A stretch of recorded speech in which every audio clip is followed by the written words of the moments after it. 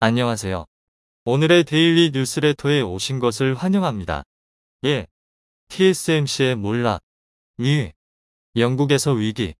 3. 미군 기술 훔쳐서 만들었다고? 한번 진실을 알아봅시다. 반도체 패권 경쟁이 날로 심화되고 있습니다. 그런 와중에 반도체 위기까지 겹치며 이제 반도체 시장은 한치 앞을 내다보기가 어려운 상황에 놓여 있는데요. 올해 3분기 세계 반도체 매출 1위를 기록한 대만의 TSMC가 3나노미터 양산 계획을 연기한데요. 고객사 주문 물량마저 대폭 축소된 것으로 알려지며 큰 화제가 됐습니다. 특히나 TSMC의 생산 능력이 급격하게 감소해 연례 토막이 난 수준이라고 하죠. 이에 미국의 한 저명한 경제사학자는 제 아무리 TSMC라고 해도 3나노 혁신에서 미적거리면 한순간에 무너질 수 있다며 경고했다고 하는데요. 그 반면 삼성전자는 공격적인 투자를 이어가며 이미 3나노 2세대 공정에서 대형 고객사를 확보한 상황이라고 합니다. 한편 최근 독일 대통령과 하원 의원이 경기도 평택의 삼성전자 공장을 방문하여 최첨단 기술에 입을 다물지 못하는 등 극찬했다는 사실이 알려지며 화제가 되고 있는데요. 그 자세한 내용 알아보도록 하겠습니다. 메모리 반도체 시장 침체로 인해 삼성전자와 SK하이닉스 등이 실적 부진에 빠진 가운데 상대적으로 견고할 것으로 예상됐던 파운드리 등 비메모리 반도체 분야마저 수요 침체로 고전하는 모습을 보이고 있습니다. 이에 따라 지난 3분기 매출 기준 전 세계 반도체 기업 1위에 오른 대만의 TSMC마저 주문량 감소와 고객사들의 잇단 주문 취소를 막고 있습니다. 앞서 TSMC는 3나노 양산을 지난 7월에서 9월로 또다시 올해 4분기로 2번씩이나 연기했었는데요. TSMC는 3나노 반도체는 4분기 후반에 양산될 예정이라며 장비 배송에 문제가 생겨 공급이 수요를 못 따라가는 상황으로 내년 중 완전 가동할 것이라고 밝혔습니다. 이를 두고 업계에서는 TSMC가 3나노 공정에 어려움을 겪고 있을 것이란 의심의 목소리가 커지고 있습니다. 3나노 공정은 이전 세대인 5나노와 비교했을 때 집적 소자 밀도를 50%나 더 늘린 반도체이기 때문에 당연히 더 많은 비용과 더 높은 공정 기술 난이도가 요구됩니다. TSMC는 그에 이어 고객사 주문 물량까지 대폭 축소되며 내년 실적에 먹구름이 몰려오고 있습니다. 일각에서는 TSMC의 주문 물량 축소가 시스템 반도체 전반적인 수요 감소 때문일 것이라는 분석이 제기되면서 삼성전자 파운드리 사업에도 적잖은 영향을 미칠 것이란 우려가 제기되고 있는데요. 그러나 시장 점유율이 상대적으로 적고 3나노라는 기술 프리미엄을 획득한 삼성전자에게는 오히려 기회가 될 것이라는 반론이 더욱 우세합니다. 지난 4일 업계에서 밝힌 내용에 따르면 TSMC 주요 고객사들의 3나노 주문량이 지속적으로 감소하고 있어 조만간 점검에 나설 전망이라고 합니다. 특히 올해 4분기 양산 예정인 3나노의 주문량은 연초 계획과 비교했을 때 40에서 50%가량 대폭 줄어든 것으로 알려져 큰 충격을 주고 있는데요. 이는 정보기술 IT 기업들이 글로벌 경기 침체라는 위기를 맞아 수익성을 방어하기 위해 주문량 조정에 나선 것으로 풀이되고 있습니다. 미국의 애플과 인텔, 대만 미디어텍 등 TSMC의 주요 고객사들은 아직 양산도 시작되지 않은 TSMC 3나노 공정을 못 빠지게 기다리며 적기에 활용할 수 있도록 촉각을 기울인 채 대응하고 있는데요. 특히나 애플은 TSMC의 3나노 공정을 통한 M2 칩을 탑재한 신형 맥북을 연내에 출시할 예정이었으나 신제품 출시 일정을 내년 1분기로 한 차례 미룬 것으로 알려졌습니다. TSMC는 여러 협력업체의 반도체 생산에 필요한 웨이퍼, 소모품, 장비 등이 주문을 취소하겠다는 의사를 전달했다고 합니다. 이는 사실상 연쇄적인 주문 취소가 이어질 만큼 파운드리 업황 자체가 좋지 않다는 방증으로 볼 수 있는데요. 외신에 따르면 TSMC의 3나노 생산 능력은 웨이퍼 기준 44,000장에서 10,000장 수준으로 대폭 감소할 것으로 예상된다고 합니다. 이에 미국의 한 저명한 경제사학자는 제 아무리 TSMC라고 해도 3나노 혁신에서 미적거리면 한순간에 무너질 수 있다며 경고를 하고 나섰습니다. 지난 10월 24일 반도체 전쟁의 저자인 크리스 밀러 터프츠대 교수가 영국 파이낸셜 타임스와의 인터뷰를 통해 반도체 산업에서 다음 단계의 기술로 이동하는 것이 점점 어려워지면서 TSMC는 넘어질 수 있다며 극연해를 드러냈는데요. 그는 이어서 향후 몇 가지의 프로세서 기술 전환이 예상보다 힘들어질 경우 TSMC의 날카로움이 줄어들 가능성이 있다고 밝혔습니다. 실제로 반도체 업계의 전반적인 시장 상황은 점차 악화되고 있습니다. 시장 조사 업체인 트렌드포스에 따르면 최근 스마트폰, TV, 태블릿, PC, 노트북 등 세트 제품의 재고가 무려 6개월치에 달한다고 하는데요. 지난 3분기 기준 반도체 업체의 연간 누적 재고량은 지난 1분기와 비교했을 때 50% 이상 증가한 것으로 파악되고 있습니다. 이는 최근 세트 업체들의 출하량이 감소하면서 반도체 업체들의 재고 역시 큰 폭으로 늘어났기 때문인 것으로 보입니다. 그에 따라 반도체 기업, 유통업체, 대리점 등이 공급을 담당하는 칩도 상당한 양의 재고가 쌓여 있는 상태인데요. 칩 수요가 감소하면서 파운드리 팹 가동률도 내려갔습니다. 트렌드포스에 따르면 지난 2년간 100%였던 8인치 팹 가동률이 올 하반기부터 90에서 95%로 줄었으며 일부 소비자용 IT 제품의 칩을 생산하는 팹 가동률은 90% 이하로 떨어졌고 12인치 팹 가동률도 올 하반기에 95%로 내려갔다고 합니다. 한편 일각에서는 이러한 반도체 위기 상황 속에서 TSMC가 삼성전자의 1위 자리를 빼앗길 수도 있을 것이란 관측이 나오고 있습니다. 삼성전자는 이미 3나노 기술을 확보했으며 거기서 멈추지 않고 계속해서 2나노와 1.4나노 공정 등 기술 개발에 투자하여 기술 주도권을 지속적으로 강화해 나갈 계획입니다. 특히나 기존의 핀팹 기술 대신 GAA라는 신기술을 도입하면서 그 기술력 격차를 벌려나가고 있는데요. 기존의 핀팹 기술은 상어 지느러미처럼 생긴 차단기로 전류를 막아 신호를 제어하지만 GAA 기술은 전류가 흐르는 채널을 사면으로 둘러싸 전류의 흐름을 더욱 세밀하게 조정할 수 있습니다. TSMC는 아직도 핀팹 방식을 고집하고 있기에 삼성전자의 기술이 훨씬 앞서 있다는 업계의 평가가 이어지고 있죠. 여러 방면에서 고려해 봤을 때 현재 기술력 자체만으로는 삼성전자가 TSMC보다 앞서 있다는 것은 명백한 사실입니다. 하지만 고객사 확보 문제로 인해 삼성전자의 파운드리 점유율은 TSMC보다 뒤처져 있는데요. 트렌드포스에 따르면 지난 2분기 기준 파운드리 시장 점유율은 TSMC가 53.4%, 삼성전자는 16.3%로 큰 차이를 보이고 있습니다. TSMC는 올해 8월 중국 난징에서 열린 2022 세계 반도체 대회에서 핀팹 공정을 활용한 3나노 수율이 80%에 이른다고 발표하기도 했죠. 이미 애플, 인텔, AMD 등으로부터 3나노 수주를 확보한 것으로 잘 알려져 있기도 합니다. 그러나 최근 업계에서 삼성전자가 TSMC보다 먼저 3나노 공정 양산을 시작한 만큼 향후 고객사 확보에서 유리한 고지를 차지할 수 있을 것이란 관측이 나오고 있습니다. 현재 TSMC의 주문량이 감소하고 있기에 향후 삼성과의 파운드리 점유율 격차 역시 줄어들 것으로 전망되고 있는데요. 특히나 TSMC가 시설 투자를 축소하기로 결정한 것과 달리 삼성전자는 올해 총 시설 투자 예상 금액이었던 54조 원을 그대로 집행할 계획임이 밝혀지며 그 전망에 더욱 힘이 실리고 있습니다. 파이낸셜 타임스는 삼성전자가 테슬라와 구글 등이 만드는 차세대 제품을 2023년 도입 예정인 2세대 3나노 공정으로 수주하게 된다면 수율을 안정적으로 올릴 수 있게 더 많은 고객을 끌어들일 수 있을 것으로 전망하기도 했습니다. 이미 삼성전자는 3나노 2세대 공정에서 고성능 컴퓨팅과 모바일 부문 대형 고객사를 확보한 상황이기도 하죠. 그런가 하면 최근 삼성전자는 미래 준비에 방점을 찍고 인프라 투자를 이어가고 있습니다.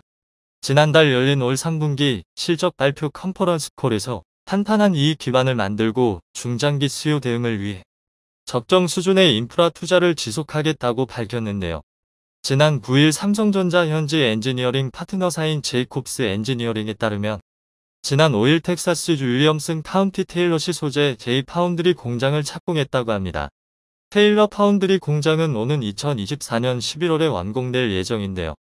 삼성전자는 지난해 테일러시를 제이파운드리 공장 위치로 낙점하고 170억 달러 규모의 투자 계획을 발표했습니다. 테일러시는 삼성전자가 170억 달러를 투자하는 명목으로 첫 10년 동안 납부한 재산세의 90%를 이후 10년간은 85%를 환급해 줄 것을 약속했죠. 올 상반기에 착공식을 개최할 예정이었으나 대내외 환경이 불안정해지면서 연기되어 약 1년 만에 공사가 시작됐습니다. 그동안 부지의 기초공사를 진행해온 데 이어 본격적으로 건물 공사에 돌입하면서 프로젝트 진행에 속도가 붙을 전망입니다. 한편 최근 슈타인마이어 독일 대통령과 이혜원 연방 하원의원이 한국을 찾았습니다. 이혜원 연방 하원의원은 한국계 여성으로는 최초로 독일 연방의회에 입성했으며 연방 하원에서 아시아계는 이 의원이 유일해 국내외 언론의 주목을 받기도 했는데요. 이 의원이 한국에 익숙하기에 이번 방안에 함께하게 됐습니다. 독일 대통령과 이 의원은 경기도 평택의 삼성전자 공장을 방문해 반도체 협력 방안을 논의했는데요. 이 의원은 글로벌 혁신 지수 6위의 한국은 놀라운 능력을 갖고 있다며 삼성의 반도체 생산 현장 방문은 이를 또 한 번 증명하는 순간이었다고 극찬했습니다. 급변하는 반도체 시장 속에서 삼성전자의 미래가 어떻게 될지에 귀추가 주목되고 있는데요. 영국 여왕의 서거를 알리는 비밀 코드가 버킹엄 궁전으로 전달되었습니다. 70년에 달하는 긴 시간 동안 영국을 다스려온 퀸 엘리자베스 2세가 지난 8일 스코틀랜드에 위치한 벨모럴 성에서 평온하게 눈을 감았습니다. 여왕의 부고가 전 세계로 전해지며 추모의 물결이 이어지고 있는데요. 여왕의 뒤를 이어 찰스 3세가 왕위에 올라 여왕의 시대가 끝나고 왕의 시대가 시작되었습니다. 그런데 태양이 지지 않는 나라로 불리던 대영 제국의 신화가 여왕의 죽음과 함께 막을 내릴 것으로 보이는데요. 국방을 전적으로 영국에 의존하고 있던 아일랜드가 자주 국방을 위한 전력 증강을 위해 최근 카이 측과 접촉하여 FA-50을 구매하고 싶다며 문의했다는 사실이 보도되었습니다. 이번 왕위 교체로 인한 혼란을 틈타 아일랜드가 영국의 영향력을 완전히 떨쳐내기 위한 움직임을 보여 영연방 전체가 술렁이고 있는데요. 또한 아일랜드뿐만 아니라 영연방 왕국들에서도 이제는 군주제를 폐지할 때가 됐다는 목소리를 높이며 영국의 영향력에서 벗어나려는 움직임을 보여주고 있습니다. 특히 영연방의 핵심 국가들인 호주와 뉴질랜드, 캐나다에서는 영연방 탈퇴를 위해 정치권에서 본격적으로 움직이고 있어 영연방 붕괴를 향한 카운트다운이 시작된 같습니다. 자세한 소식 알아보도록 하겠습니다. 지난 9일 폴란드에서 개최된 국제방위산업 박람회 엠스포의 타이에서 참가해 FA-50과 KF-21 보라매를 전시하며 참가한 유럽 국가들을 대상으로 공격적인 세일즈에 나섰습니다. 한국산 무기들에 대한 관심이 아주 뜨거웠는데요. 특히 폴란드에서는 대통령이 직접 방문해 한국의 무기들을 둘러보며 KF-21에 큰 관심을 보여주기도 했었죠. 이번 박람회를 통해 새로운 판로가 개척될 것으로 보이는데 타이 관계자는 슬로바키아와 나토 회원국에 대한 마케팅 활동을 강화하고 있다. 나토 비회원국인 아일랜드도 FA-50 도입을 검토하고 있어 유럽 전역에 관심이 뜨겁다며 앞으로도 해외 수출을 위한 공격적인 마케팅을 이어나가겠다고 말했습니다. 그런데 한 가지 주목할 점이 아일랜드에서 FA-50 도입을 고려하고 있다는 것입니다. 폴란드와 우크라이나와 인접해 있는 슬로바키아는 그렇다 쳐도 러시아와는 유럽의 끝에서 끝에 위치한 아일랜드가 갑작스럽게 군사력을 늘리겠다고 나선 건데요. 사실 아일랜드는 수차례 러시아로부터 군사적 위협을 받아왔음에도 아무런 대응도 하지 못하는 굴욕을 참아왔습니다. 2020년 당시 러시아의 폭격기 Tu-162기가 아일랜드의 영공을 침범했었는데 요격할 수 있는 전투기가 없어 결국 영국의 타이푼 전투기가 대신 출격해 러시아 폭격기를 쫓아낼 때까지 아일랜드 공군은 손 놓고 바라만 봤어야 했습니다. 2021년 3월에도 또다시 러시아의 폭격기가 아일랜드의 영공을 침범했지만 여전히 아무런 대처도 할 수 없었죠. 사실 아일랜드의 군대는 허울만 남아있는 정도인데요. 인구 500만의 1인당 GDP가 세계 2위에 달하며 유럽에서도 손꼽히는 부국이지만 군사적인 측면에서는 아프리카의 소국만도 못한 게 현실입니다. 현재 아일랜드는 국방의 대부분을 영국에 전적으로 의존하고 있는데요. 덕분에 EU에서 가장 낮은 GDP의 0.3%만을 국방비로 지출하고 있습니다. 6개 공군을 통틀어 병력은 1만 명도 되지 않고 아일랜드 육군에는 전차가 없고 공군에는 전투기가 없습니다. 앞서 러시아의 폭격기에 대처하지 못했던 것도 현재 아일랜드 공군의 주력기가 프로기인 PC-9이기 때문인데요. 다른 국가들에선 훈련기로 사용하고 있는 걸 아일랜드에서는 주력 전투기로 사용하고 있습니다. 프로펠러 전투기로 최대 속력이 마하에 12,000에서 16,000m 고도에서 비행하는 Tu-160을 따라갈 수 있을 리가 없었기에 영국군이 나설 때까지 손가락만 빨 수밖에 없었던 것이었죠. 이 같은 굴욕이 계속되자 아일랜드 내부에서도 제대로 된 군대가, 특히 전투기가 필요하다는 목소리가 높아지고 있습니다. 그리고 최근 아일랜드 국방부에서는 의회의 보고서 한 편을 제출하며 아일랜드 공군 전력을 증강할 것을 요청했습니다. 그런데 그 보고서에 따르면 아일랜드 공군은 FA-50들 구매할 것을 요청하고 있어 화제가 되고 있는데요. 항공 감시를 위한 아일랜드의 정책 옵션이라는 제목의 보고서에서는 현재 아일랜드 군의 상황에 맞는 전투기가 무엇인지 여러 후보들을 나열하며 비교 분석했는데 그중 가장 적합한 전투기는 대한민국의 FA-50 경공격기인 것으로 결론지어져 도입을 위한 논의가 진행되고 있습니다. 보고서의 내용을 자세히 살펴보도록 하겠습니다. 아일랜드의 영공은 대서양으로 깊숙이 뻗어 있어 영토보다 6배나 넓은 영공을 가지고 있고 대서양을 횡단하는 항공기의 80%가 아일랜드 영공을 통과하지만 이 넓은 구역을 감시할 수 있는 능력은 전무한 상황입니다. 아일랜드는 대서양과 국경을 맞닿고 있는 유럽 국가들 중에서 군사 레이더와 신속 대응 능력을 보유하지 않은 유일한 국가입니다.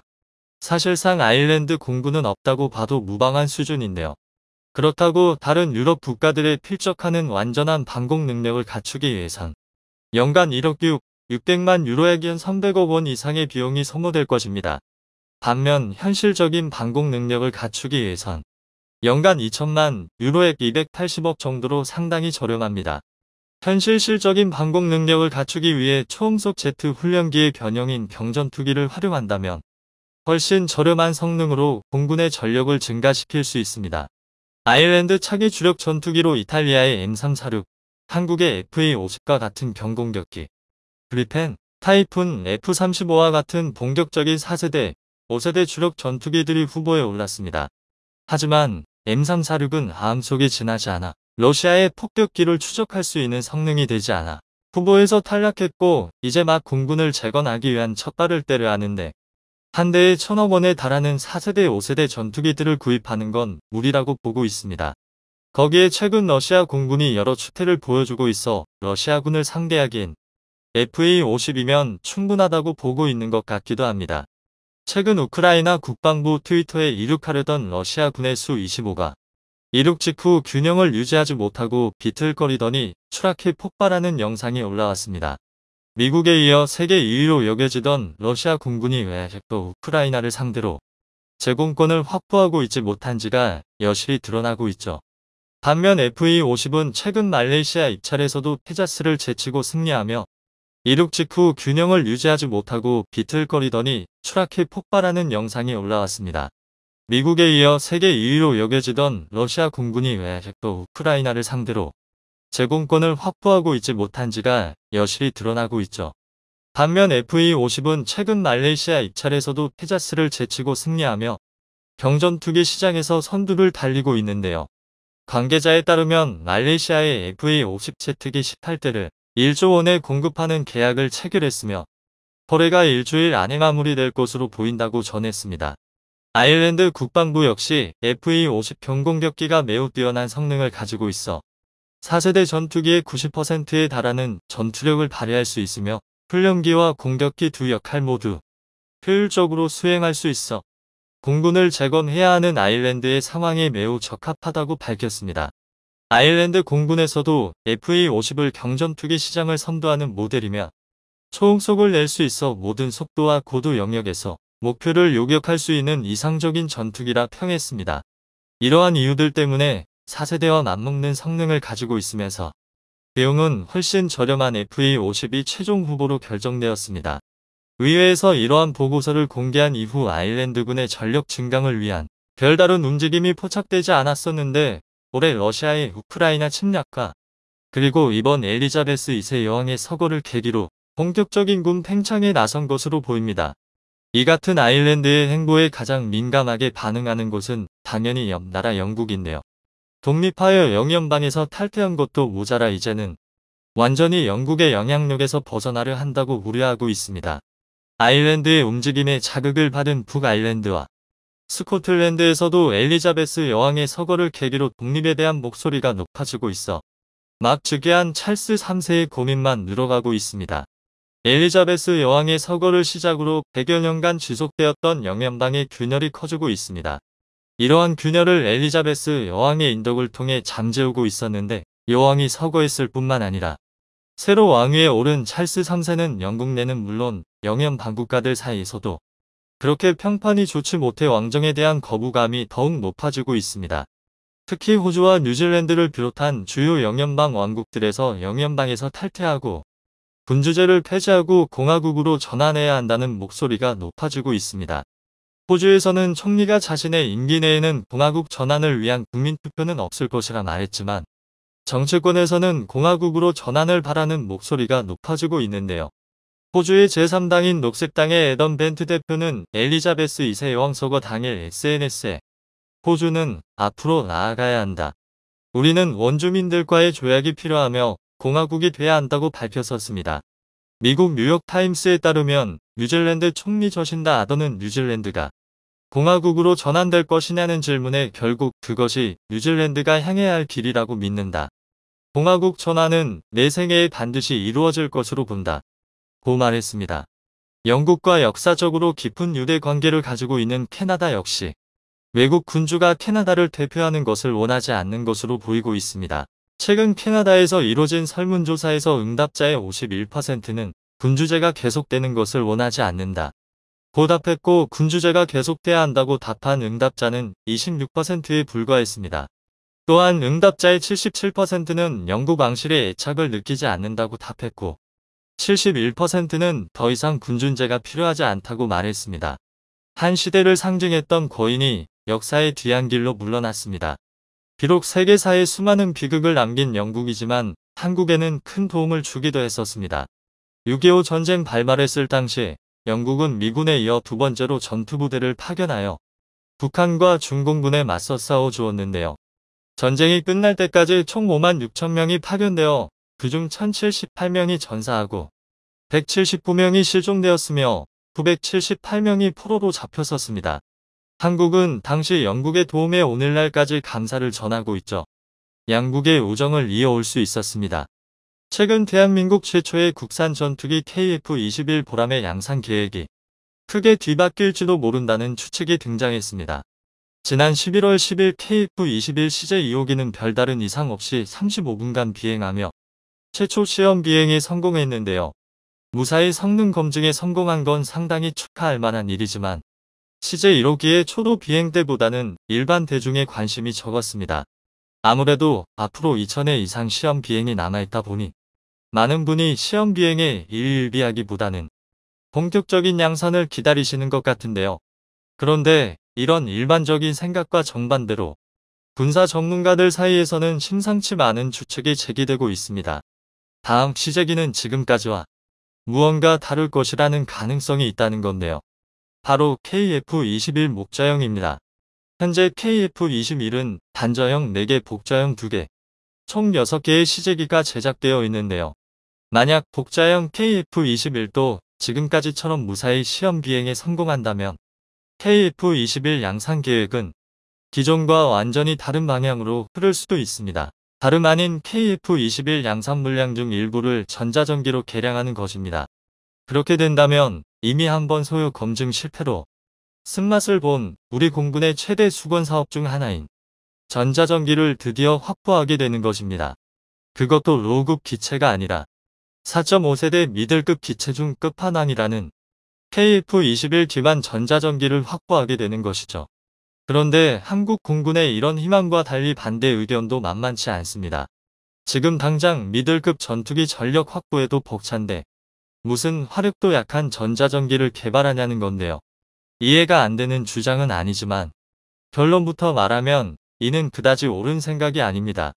물론 한국이 미국처럼 150대가 넘는 전자전기를 보유할 필요는 없지만 적어도 수십 대 정도의 전자전기는 반드시 보유해야만 합니다. 그도 그럴 게 단순히 전투기의 숫자를 늘리는 게 우리 공군력에 더하기가 된다면 전자전기는 아예 전투의 차원을 바꿔버리는 곱하기입니다. 이에 대한 가장 확실한 증거가 미국이 보유한 최강의 전자전기 E-18G 그라울러입니다. 전장 18.3m, 전폭 13.6m, 전고 4.8m의 그라울러는 외형만 보면 특별할 게 없는 기체인데요. FA-18 슈퍼호넷을 기반으로 개량했기 때문에 그만큼 특별하다고 할 만한 구석도 없습니다. 또한 아시즈 값이 1제곱미터에 불과하긴 하지만 어찌되었든 스텔스기라고 하기에는 부족한 수준이고, 더군다나 KF-21처럼 완전 스텔스 성능으로의 개량도 불가능합니다. 즉 외적인 측면만 보면 전자전기의 특성상 화력도 부족하고 굳이 보유할 필요도 없는 기체인 것입니다. 그런데도 미국은 그라울러를 158대나 보유하고 있고 미군의 가장 강력한 전력인 항공모함에 배치하고 있습니다. 심지어 다른 최강의 스텔스기 중 하나인 F-35는 수출이 꽤 자유로운 편이지만 그라울러만큼은 미국을 제외하면 2015년 호주가 단 12대를 도입한 게 최초였고, 비교적 최근에야 총사업비가 19조 6천억 원이 넘는 핀란드의 초대형 전투기 도입 사업에서 14대 수출을 허가한 게 전부입니다. 사실 그라울러의 진짜 가치는 얼마나 기동력이 좋고 얼마나 강한 화력을 투사할 수 있느냐에서 드러나지 않습니다. 말 그대로 전자전기인 만큼 전자전에 얼마나 많은 기여를 할 수 있느냐가 가치를 결정한다고 할 수 있는데요. 그리고 그런 면에서 그라울러는 모든 단점을 씹어먹을 만큼 압도적인 능력을 보유하고 있습니다. 하지만 이를 알기 위해서는 전자전에 대해서 말해야 합니다. 전자전은 크게 전자공격, 전자지원, 전자방어로 나뉘는데요. 이중 전자공격은 말 그대로 적이 레이더를 사용하는 것을 막거나 방해하는 걸 말합니다. 레이더가 전파의 송수신에 걸리는 시간으로 목표물의 거리와 위치를 알아낸다면, 전자공격은 그 사이에 잡음 전파를 섞어 수신을 방해합니다. 그렇게 되면 레이더상에 이런 노이즈가 끼게 됩니다. 또는 레이더로 되돌아가는 전파의 수를 늘려 레이더상에 허위 표적을 만들어 버립니다. 이를 보냈으면 1이 돌아와야 하는데 10이 돌아오는 셈인데요. 이렇게 되면 적 레이더가 아군의 위치를 특정할 수 없습니다. 이외에도 전파를 반사하는 체프를 뿌리거나 가짜 전파를 발사하는 디코이도 전자공격의 일부입니다. 또 전자지원은 전자공격과 연계하여 적의 통신이나 네트워크, 레이더 전파 패턴을 확보하고 해석하며 문자 그대로 전자공격을 지원합니다. 전자공격 능력이 아무리 강해도 적 레이더의 주파수를 찾을 수 없다면 전자공격 또한 불가능하기에 전자지원 능력은 전자전에서 필수적입니다. 반면 전자방어는 전자공격과 전자지원을 역으로 무력화하는 기술인데요. 현대의 전자전은 아군의 전자공격, 전자지원과 적군의 전자방어 사이의 격차로 승패가 결정됩니다. 그리고 이 세 가지 측면 모두 그라울러는 최강이라는 말이 아깝지 않습니다. 일례로 그라울러의 경우 현재 개발된 제밍포드 중 가장 강력한 제밍 능력을 갖췄다고 평가받는 에너크 99를 무려 3개나 탑재할 수 있고, 전자지원을 위한 수신기 에너크 218 리시버를 주인장 끝에 하나씩 탑재하고 있습니다. 이 덕에 144km의 원거리에서 범위 내의 모든 적 레이더를 무력화할 수 있는데요. 게다가 기본적으로 최대 속도가 마하 1.8에 달하는 슈퍼호넷 기반이라서 일반적인 전자전기와 다르게 적진 깊숙이 침투해서 적의 레이더를 제압하는 전방 지원 재민, 호위 지원 재민까지 모두 가능합니다. 즉 그라울러 한 대로 근거리, 중거리, 원거리의 모든 레이더와 통신을 마비시킬 수 있는 것입니다. 이는 비단 지상의 레이더뿐만이 아니라 미사일의 경로를 결정하는 유도 레이더 또한 마찬가지인데요. 그라울러의 강력한 재밍 영역에서는 아무리 화력이 강한 미사일도 아군의 전투기를 맞출 수 없는 것입니다. 더구나 만약 적의 전자 방어 능력이 너무나 강력해서 전자 공격이 불가능한 상황이라도 그라울러는 우수한 성능의 소프트웨어를 기반으로 AGM-88 함 미사일을 운영할 수 있기 때문에 적의 레이더를 물리적으로 파괴해버리는 것도 가능합니다. 정말 그라울러를 상대해야 하는 입장에서는 골칫거리도 이런 골칫거리가 없는데요. 그라울러는 이런 압도적인 정보 수집 능력을 바탕으로 미 공군 편대의 전술 결정기 역할을 담당합니다. 한마디로 공중 편대의 지휘관인 셈입니다. 그런데 이쯤 되면 한 가지 의문이 들 수밖에 없습니다. 전자전기가 이토록 강력하고 전술적 가치가 높다면 어째서 대한민국은 그라울러 같은 전자전기를 사용하지 않는 걸까요? 사실 그 이유는 간단합니다. 너무 강력하다는 게 문제입니다. 현대전에서 전자전에서 우위를 선점한다는 건 절반의 승리를 얻고 전쟁을 시작한다는 것이나 마찬가지입니다. 단적인 예로 미군의 전자전기가 본격적으로 운영된 걸프전에서는 그라울러의 전신인 EA-6 프라울러가 사용되었는데요. 이 프라울러의 강력한 전자전 능력 덕분에 걸프전에서 다국적 연합군이 약 10만 회의 전투기를 출격시켰음에도 손실률은 0.0344%에 불과했습니다. 이라크군의 방공망은 프라울러의 강력한 재밍 능력에 모두 고철 덩어리가 되어버렸는데요. 심지어 잠깐이라도 레이더를 켜면 이를 포착한 프라울러가 폭격을 쏟아부었기 때문에 방공망 비슷한 것도 운영할 수 없었습니다. 전자전기에 이런 압도적인 능력을 경험했다 보니 미국은 절대 그라울러를 수출하지 않기로 결정했고 호주에 수출한 물량도 다운그레이드를 한 마이너 버전입니다. 심지어 그 와중에도 에너크 99나 에너크 218은 운용자인 호주 공군에서조차 분해는 물론이고 정비마저 불가능할 정도로 철저한 관리를 받고 있습니다. 해외 운영군에 대해 미군이 보관, 운영까지 철저하게 관리하고 있는 건데요. 그만큼 미국은 그라울러를 극비 무기 취급하고 있습니다. 오죽하면 한국 또한 3차 FX 사업 당시 그라울러를 수입하고자 했지만 핵심 군사 기술을 국외로 반출할 수 없다는 이유로 거부당했습니다. 이는 생각보다 심각한 문제였는데요. 바로 북한 때문입니다. 이미 몇 번 말씀드렸다시피 북한의 공군 전력은 없느니만도 못한 수준이지만 이에 대한 반사 효과로 방공망은 굉장히 촘촘히 구성되어 있습니다. 이른바 거미줄 방공망인데요. 실제로 미 CIA조차 북한의 방공망 밀도만큼은 세계 최고 수준이라고 분석했습니다. 물론 북한답게 질보다는 양으로 승부를 보는 모양새지만 우리 공군 입장에서는 분명한 위협입니다. 특히 북한은 최대 요격고도 18km의 SA-3을 140대 이상 보유하고 있고 최대 요격고도 25km의 SA-2는 180대 이상, 최대 요격고도 40km의 SA-5는 40대 이상 보유하는 등 다수의 지대공 미사일로 방공망을 구성했는데요. 여기에 상세 스펙이 알려지지 않은 북한판 패트리엇 KN-06과 1만 4천 대가 넘을 것으로 추정되는 대공포와 MPG까지 합치면 북한의 방공망은 우리 공군의 가장 큰 위협입니다. 하지만 FX 사업 당시 군사 전문가들의 분석에 의하면 북한의 방공망이 아무리 촘촘하다 하더라도 유사시 6대의 그라울러가 포함된 전투기 편대면 이 모든 걸 무력화시킬 수 있습니다. 북한은 강력한 방공망을 보유한 것과 반대로 전자전 능력은 원시인 수준이기 때문인데요. 이 덕에 그라울러급의 강력한 전자전기가 있다면 아무런 방해 없이 북한의 명공을 우리 마음대로 휘저을 수 있고 지상군 돌입에 앞서 주요 거점을 전부 파괴할 수도 있습니다. 흡사 게임 속에서 치트키를 써서 투명 인간이 되는 것과 같아지는 건데요. 하지만 유감스럽게도 앞서 말했듯이 미국의 수출겁으로 한국은 현재 그라울러를 보유하지 못했습니다. 그런데 이는 결론적으로 보면 오히려 대한민국에게 이득이었습니다. 너희들이만 팔면 우리가 만들겠다라는 불굴의 의지가 또다시 불타오른 건데요. 그 성과가 바로 국산 제밍포드 엘크200K입니다. 엘크200K는 국내 기술로 개발이 성공한 함정용 전자전 장비인 SLQ200K 소나타와 미국의 엘크88 제밍포드에서 습득한 기술을 접목하여 개발되었는데요.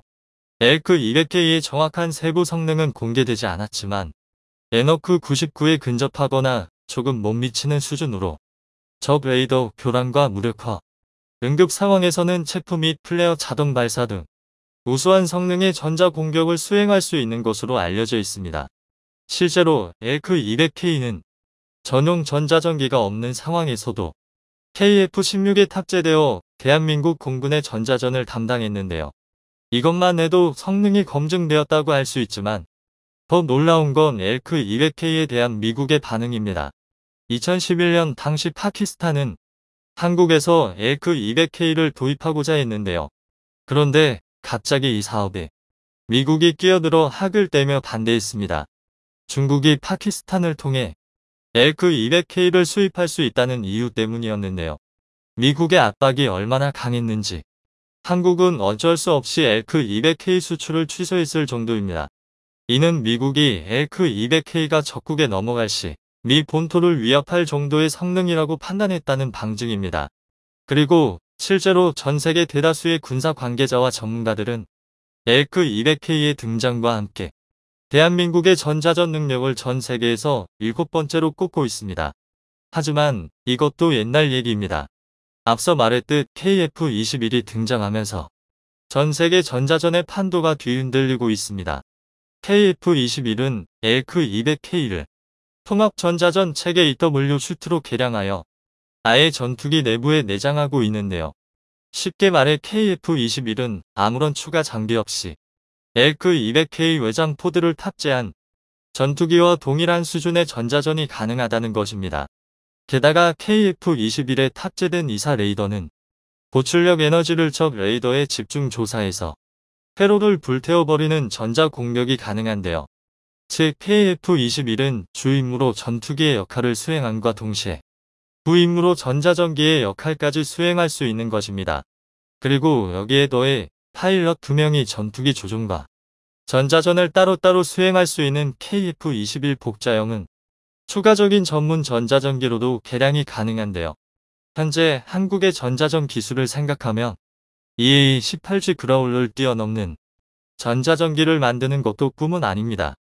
하지만 대한민국의 전자전기 자체 개발 계획은 이미 좌초된 경험이 있습니다. 전자전기가 필요한 이유에 대한 소요 검증이 실패한 건데요. 아직은 대한민국이 전자전 능력보다는 화력을 더 중요하게 생각하고 있기 때문입니다.